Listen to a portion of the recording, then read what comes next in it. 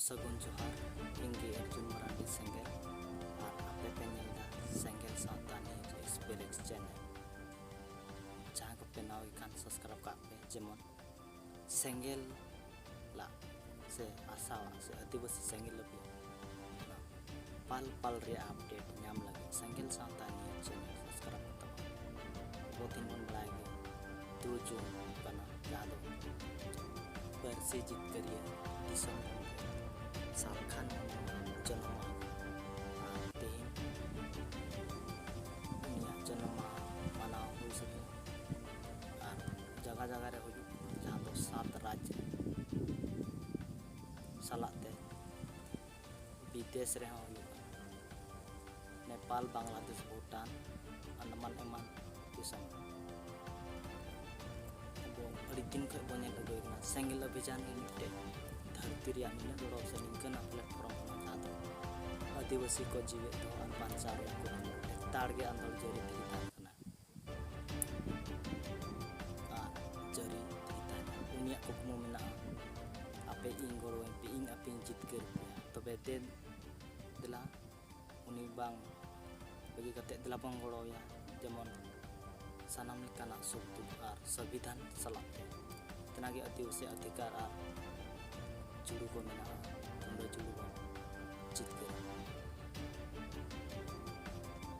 चुप चुप को कुकमो सोचता है dan unik kukumu konsep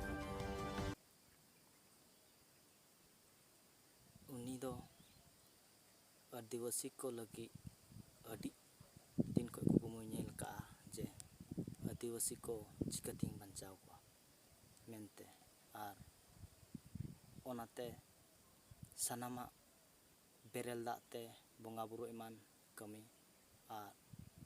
साप्ताहिक जुमित दौड़ू से जुमित थान मस्जिद थान रे दुड़ू जेलका हिंदू मुसलमान सिख ईसाई जैन बौद्ध को गिरजा एमान करे को दुपड़ू कना मस्जिद करे इनका गे उनिया नावा उयहर और नावा डहार पांजा काते अबो जुमित काते जितकर बन रेया कुकमु नेल का परसी जितकर दिसम गंके सालखान मुर्मू वा कुकमु दिलाबन सगुना और उनगे अब बंचाव दाड़े बन उन्नी छाड़ा अकोय पार्टी से संगठन से समाज कार्यकर्ता को अकोय हम को जे आदिवासी को एजेंडा सलाते संविधानिक रे जहाँ अब जुड़ू में जुड़ू जितकर लेकान को अकोय हम को नेलदा अकोय पार्टी हम सुमुंग जीवित बंगागी नेलदा और उनिया हर डहार तेगी नितो पूरा धरती रन हर आदिवासी को जीवित और बंचाव करे कुकमु नेल का परसे जित करिए दिसम गंके सालखान मुर्मू जोहार जुदी अब सेंगेल अभियान बांग बन गड़ोया मेनखान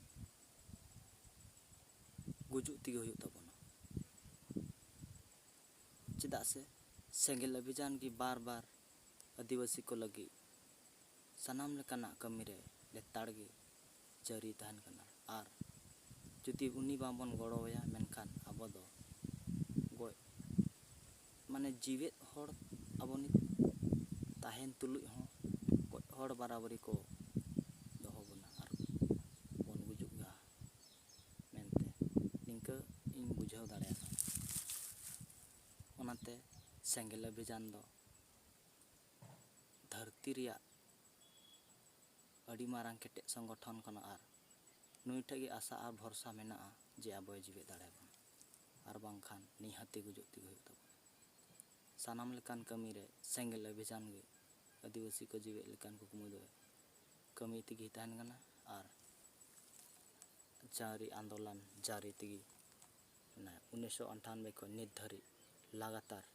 सेंगेल अभियान कमी ओकारेम अंजमा बेरेल दाते बापला ओकारेम अंजमा धर्म सम्मेलन ओकारेम अंजमा सान्ताली राजभाषा ओकारेम अंजमा पैसा कनम गोटा गे एकदम उनिया चर्चा और उनीगी संविधान सलाते आदिवासी को मौलिक अधिकार जितना मेना उनीगी अब हाके दिलौ दाड़े और जुदी बाबन गड़ोआ मेनका निहाती अब बन ᱜᱚᱡ ᱢᱩᱪᱟᱹᱫ ᱩᱛᱟᱹᱨᱚᱜᱼᱟ ᱟᱨ ᱟᱫᱚ ᱵᱟᱵᱚᱱ ᱧᱮᱞᱚᱜᱼᱟ ᱱᱚᱝᱠᱟ ᱫᱚ ᱜᱩᱡᱩᱜ ᱟᱵᱚᱱ᱾ ᱚᱱᱟᱛᱮ ᱤᱧᱟᱹᱜ ᱦᱤᱥᱟᱹᱵ ᱛᱮᱫᱚᱧ ᱢᱮᱱᱟ ᱥᱮᱸᱜᱮᱞ ᱚᱵᱷᱤᱡᱟᱱ ᱫᱚ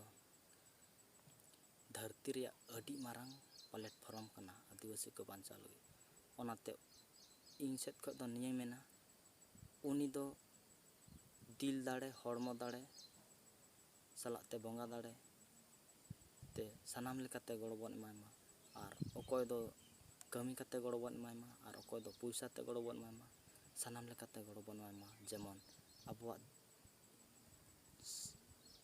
ᱜᱩᱡᱩᱜ ᱠᱷᱚᱡ ᱵᱟᱧᱪᱟᱜ ᱞᱮᱠᱟᱱ ᱠᱩᱠᱢᱩᱭ ᱧᱮᱞ ᱠᱟᱜᱼᱟ ᱚᱱᱟ ᱵᱚᱱ ᱥᱟᱹᱜᱩᱱ ᱛᱟᱭ ᱢᱟ᱾ ᱪᱮᱱᱮᱞ ᱨᱮᱵᱚᱱ ᱱᱟᱣᱟ ᱜᱮ ᱢᱮᱱᱠᱷᱟᱱ ᱵᱚᱱ ᱥᱟᱵᱥᱠᱨᱟᱭᱤᱵ ᱠᱟᱜ ᱢᱟ, ᱡᱮᱢᱚᱱ ᱥᱮᱸᱜᱮᱞ ᱞᱟᱜ ᱥᱟᱱᱟᱢ ᱞᱮᱠᱟᱱ ᱠᱟᱹᱢᱤ ᱯᱟᱞ ᱯᱟᱞ ᱨᱮ ᱟᱯᱰᱮᱴ ᱥᱮᱸᱜᱮᱞ ᱥᱟᱶᱛᱟ ᱱᱤᱭᱩᱡᱽ ᱟᱯᱮ ᱠᱚ ᱥᱟᱢᱟᱝ ᱨᱮ